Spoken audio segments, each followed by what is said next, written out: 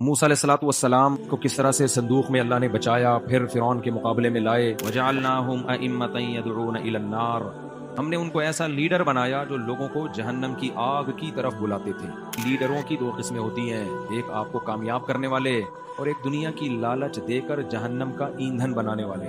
تو قوم پرست لیڈر اکثر وہ جہنم کا ایندھن ہی بنا رہے ہوتے ہیں۔ اکثر قوم پرستی کی بیس پہ جو تحریکیں چلتی ہیں نا، نبی صلی اللہ علیہ وسلم نے فرمایا جو عصبیت کی موت مرے گا وہ جاہلیت میں مرے گا، یعنی کفر کی ایک طرح کی موت ہے وہ، کیونکہ زمانے جاہلیت میں قوم پرستی کی جنگیں ہوتی تھیں۔ وَكَذَلِكَ نُوَلِّي بَعْضَ الظَّالِمِينَ بَعْضًا، اللہ کہتے ہیں ہم بعض ظالموں کو بعض ظالموں کے ذریعے سزا دیتے ہیں۔ اللہ کہتے ہیں اے محمد صلی اللہ علیہ وسلم، یہ موسیٰ کا واقعہ ہم نے آپ کو سنایا ہے، آپ نے ایسے پڑھا ہے جیسے خود اپنی آنکھوں سے دیکھ رہے ہیں، حالانکہ آپ وہاں موجود نہیں تھے۔ جو موجود نہیں ہوتا وہ اتنی ڈیٹیل میں، اتنے خوبصورت انداز میں واقعہ سنا نہیں سکتا، اور آپ کا یہود و نصارہ سے کوئی لنک بھی نہیں ہے۔ مکہ میں آپ یہاں تو نہ کوئی یہودی نہ کوئی عیسائی، کیسے واقعہ سنا رہے ہیں؟ تو یہ سب کچھ کیوں ہو رہا ہے یہ بتا رہے ہیں اللہ ہمیں، کہ اگر یہ سب کچھ نہ ہوتا نا اور ہم پیغمبر بنا کے آپ کو واقعات نہ سناتے تو تم نے قیامت کے دن کیا کہنا تھا؟ اے اللہ، ہم تو یہ سارے واٹس ایپ پہ، فیس بک پہ، ٹک ٹاک پہ بیسیوں چیزیں سن رہے تھے، کوئی ہمیں بتا ہی نہیں رہا تھا کہ موسیٰ اور فرعون کا مقابلہ کیا تھا، فرعون نے کیا جرم کیا تھا جس کی وجہ سے فرعون کو ہلاک کیا گیا، تو ہم بھی انسان کے بچے بن جاتے۔ ہم تو جو ڈراموں میں دیکھ رہے تھے، فلموں میں دیکھ رہے تھے، میڈیا پہ دیکھ رہے تھے، ہمیں تو موٹیویشن وہاں سے ملے گی، نالج بھی ہمیں کہاں سے ملے گی؟ وہاں سے۔ تو اگر پیغمبر بھیج دیتا، جب تو پیغمبر بھیج دیتا نا، پھر ہم ایمان نہ لاتے، پھر ہم نمازیں چھوڑتے، ہم زکاتیں چھوڑتے، ماں باپ کی نافرمانی کرتے، پھر عذاب دینا حق بنتا تھا۔ موسیٰ علیہ الصلوۃ والسلام کو کس طرح سے صندوق میں اللہ نے بچایا، پھر فرعون کے مقابلے میں لائے، اور اللہ کہتے ہیں ہم نے بالآخر فرعون کو اس کی قوم سمیت تباہ و برباد کر دیا، غرق کر دیا۔ وَجَعَلْنَاهُمْ أَئِمَّةً يَدْعُونَ إِلَى النَّارِ، ہم نے ان کو ایسا لیڈر بنایا جو لوگوں کو جہنم کی آگ کی طرف بلاتے تھے۔ تو میں نے بتایا تھا کہ لیڈروں کی دو قسمیں ہوتی ہیں، ایک آپ کو کامیاب کرنے والے اور ایک دنیا کی لالچ دے کر جہنم کا ایندھن بنانے والے۔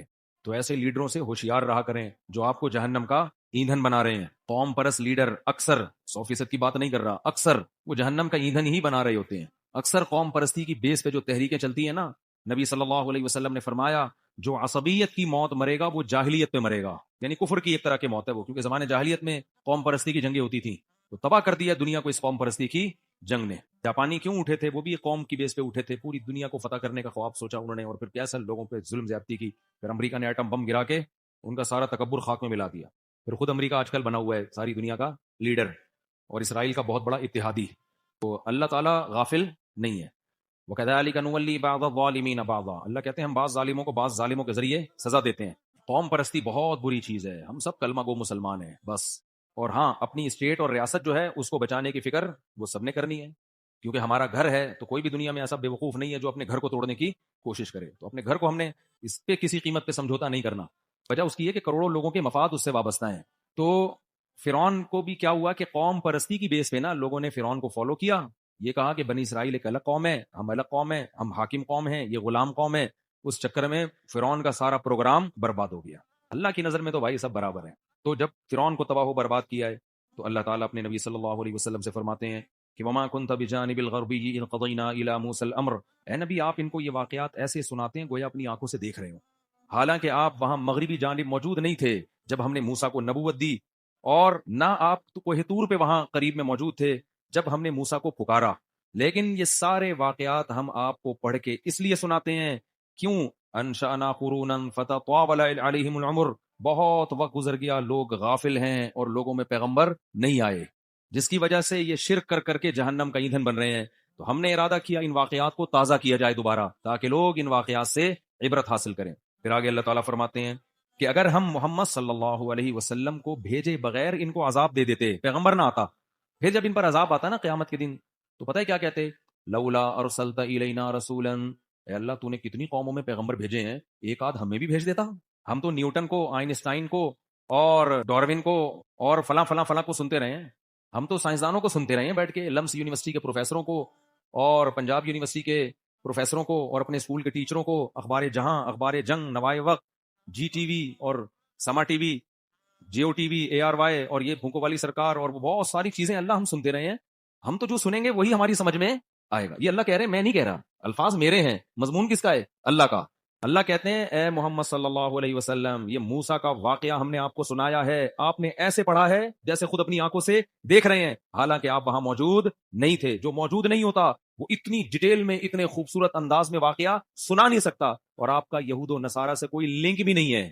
مکہ میں آپ یا تو نہ کوئی یہودی نہ کوئی عیسائی، کیسے واقعہ سنا رہے ہیں؟ تو یہ سب کچھ کیوں ہو رہا ہے یہ بتا رہے ہیں اللہ ہمیں، کہ اگر یہ سب کچھ نہ ہوتا نا اور ہم پیغمبر بنا کے آپ کو واقعات نہ سناتے تو تم نے قیامت کے دن کیا کہنا تھا؟ اے اللہ ہم تو یہ سارے واٹس ایپ پہ، فیس بک پہ، ٹک ٹاک پہ بیسیوں چیزیں سن رہے تھے، کوئی ہمیں بتا ہی نہیں رہا تھا کہ موسیٰ اور فرعون کا مقابلہ کیا تھا، فرعون نے کیا جرم کیا تھا جس کی وجہ سے فرعون کو ہلاک کیا گیا، تو ہم بھی انسان کے بچے بن جاتے۔ ہم تو جو ڈراموں میں دیکھ رہے تھے، فلموں میں دیکھ رہے تھے، میڈیا پہ دیکھ رہے تھے، ہمیں تو موٹیویشن وہاں سے ملے گی، نالج بھی ہمیں کہاں سے ملے گی؟ وہاں سے۔ تو اگر پیغمبر بھیج دیتا، جب تو پیغمبر بھیج دیتا نا، پھر ہم ایمان نہ لاتے، پھر ہم نمازیں چھوڑتے، ہم زکاتیں چھوڑتے، ماں باپ کی نافرمانی کرتے، پھر عذاب دینا حق بنتا تھا۔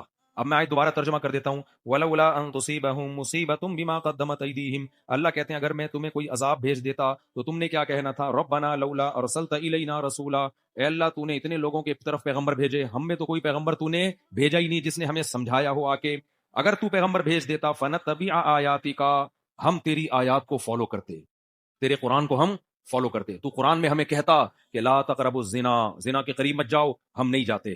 تو قرآن میں کہتا سود مت کھاؤ، ہم نہیں کھاتے، کیونکہ ہم کہتے بھائی جب اللہ کہہ رہا ہے تو اب تو آپشنل ہمارے پاس رہا نہیں ہے۔ تو قرآن میں کہتا ولا تقل لهما اف، ماں باپ کے سامنے اف مت کرو۔ اولڈ ہاؤس میں جمع کرنے کا تو سوال ہی ہم پیدا نہ ہونے دیتے۔ ابھی تو ہم گورے کو فالو کر رہے ہیں، گورا بڈھوں کی گھر میں کیئر نہیں کرتا، اس نے کیئر سینٹر کھولے ہوئے ہیں، وہ کرسمس میں ایک دن اپنے ابا کو کیک پہنچا کے حاتم تائی کی قبر پہ لات مارتا ہے۔ گوروں کو بھی حاتم تائی ہیں، ان کے حاتم تائی وہ ہیں جو کیک پہنچا دے ابا کو کرسمس کے دن، وہ ان کا حاتم تائی کہلاتا ہے۔ ہماری تو تائی بھی گوروں سے اچھی ہیں، اتنا تو ہماری تائی امی خیال کر لیتی ہیں۔ تو عورتیں پردہ نہ کرتی، وہ کہتی ہیں کہ اللہ ہم نے تو گوروں کو فالو کیا ہے، ان کی عورتیں پردہ نہ کر کے اتنی ترقی کر لی تو ہم کیوں پردہ کریں؟ تو اگر خود اپنا کلام ہم پہ نازل کر دیتا اور کہتا کہ عورت پردہ کرے، فلاں فلاں رشتہ دار سے پردہ فرض ہے، تو ہم بھی کر لیتے۔ اے اللہ تو نے تو ہمیں مذہبی اسکالرز کی بھیٹ چڑھا دیا۔ لوگ کہتے ہیں مولوی آپس میں لڑ رہے ہیں، وہ مولوی یہ، وہ مولوی یہ، کس کی سنیں؟ ابے کوئی مولوی اس پہ بھی لڑ رہا ہے کہ پردہ فرض ہے یا نہیں ہے؟ بولو، کبھی دیکھا گرین چینل والے کہہ رہے ہوں کہ پردہ فرض نہیں ہے، وائٹ چینل والے کہہ رہے ہوں کہ پردہ فرض ہے؟ یہ تو قرآن میں اللہ نے کہہ دیا نا، پھٹا ہی ختم کر دیا۔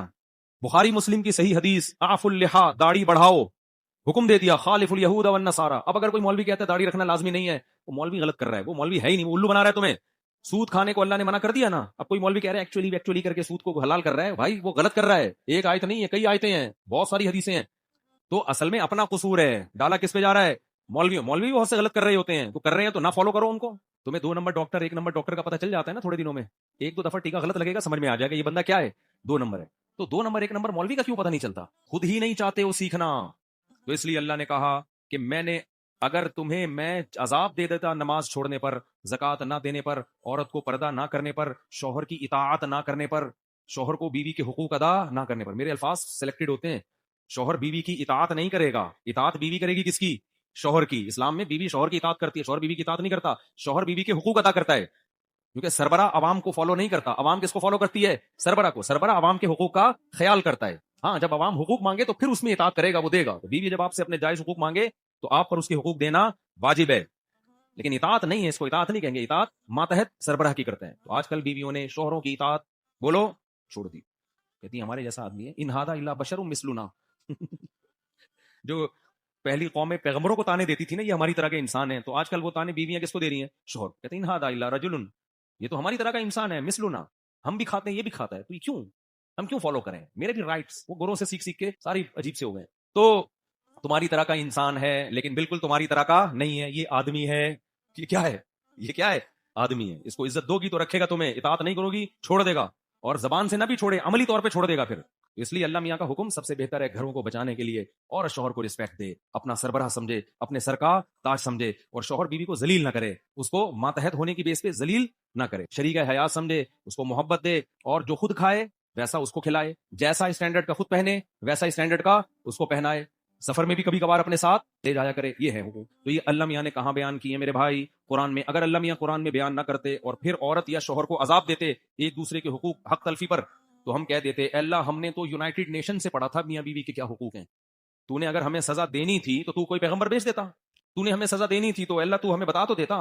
ہم تو اسکول کالج یونیورسٹیوں میں پڑھ رہے تھے, وکیلوں کو سن رہے تھے, تو اللہ میں نے تو وکیل کا کلپ دیکھا تھا اور 6 مہینے کے لیے میاں اندر کر دیا میں نے. تھپڑ لگانا اچھا نہیں, بار بار یہ تھپڑ پہ نا مجھے وضاحتی بیان دینا پڑتا ہے, کیونکہ ہماری قوم ویسے ہی ہاتھ کھلے ہوئے ان لوگوں کے, ایسا ہی نہ جا کے بلا وجہ کوئی تھپڑ چپڑ لگاتے. اللہ نہ کرے لگا دیا ہے تو پھر تفتیش کی جائے گی کس بات پہ لگایا ہے. بہت سارے احکام اللہ نے ہمیں دیے ہیں, تو اللہ کہتے ہیں کہ اگر میں پیغمبر نہ بھیجتا اور پیغمبر تمہیں یہ موسیٰ کے واقعات نہ سناتے, عیسیٰ علیہ السلام کے, موسیٰ علیہ السلام کے جنت جہنم کی باتیں نہ کرتے, حکام نہ دیتے, پھر میں تمہیں جب آخرت میں سزا دیتا, تم نے 2 منٹ میں کہہ کے اپنی جان چھڑانی تھی. لولا ارسلت الینا رسولا, اے اللہ بنی اسرائیل کے پاس موسیٰ آئے اور پھر عیسیٰ آئے, تو ہمارے پاس تو کوئی پیغمبر نہیں آئے, ہمیں کیوں عذاب دے رہا ہے. اللہ فرماتے ہیں کہ تم یہ کہتے اگر ہمارے پاس بھی پیغمبر آتا تو ہم تیری آیات کو فالو کرتے, وَنَكُونَ مِنَ الْمُؤْمِنِينَ, اور ہم سب اس پہ ایمان لے آتے.